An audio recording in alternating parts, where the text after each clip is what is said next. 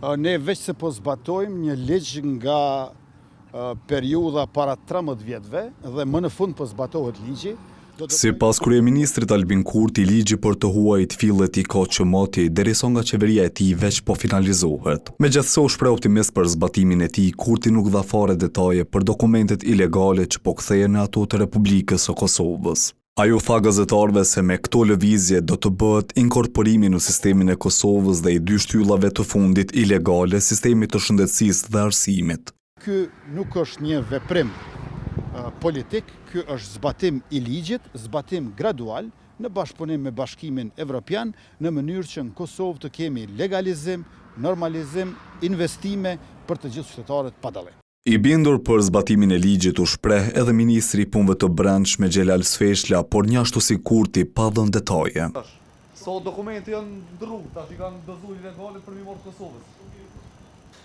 Për shifrat nga Ministria e Punëve të Brendshme nuk treguan as nëpërmjet adresës elektronike, por se thanë se këto të dhëna të përmbledhura do publikohen ndërkohë.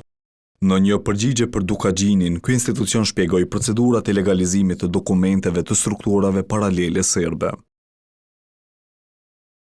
Pas dorëzimit të dokumenteve, zyrat e gjendjes civile kryejnë verifikimet e duhura të tyre nëse dokumentacioni rezulton i rregullt dhe plotësohen kushtet ligjore. Faktet përkatëse regjistrohen në regjistrat civil të Republikës së Kosovës. Pas përfundimit të procedurës, aplikuesit pajisen me dokumente zyrtare të gjendjes civile, të lëshuar nga institucionet e Kosovës si certifikata e lindjes, e martesës ose e vdekjes sipas rastit. Sipas një ish-zëvendës ministrit të punëve të brendshme, krahas regjistrimit të dokumenteve të vjetra, duhet të punohet edhe në një tjetër drejtim.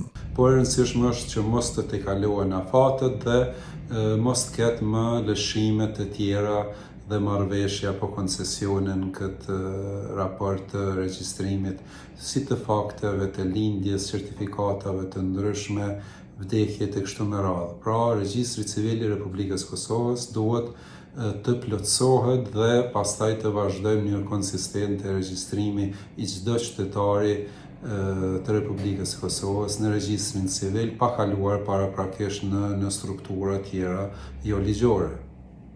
Sipas marrëveshjes për ligjin për të huajt i cili hyri në fuqi më 15 mars, veç tjera shparashihet nga MPB-ja që për një periudhë 3 mujore, të gjitha dokumentet që evidentojnë lindjet, martesat dhe vdekjet, që janë lëshuar nga institucionet paralele serbe të regjistruar me qëllim të integrimit në regjistrin civil të Republikës së Kosovës.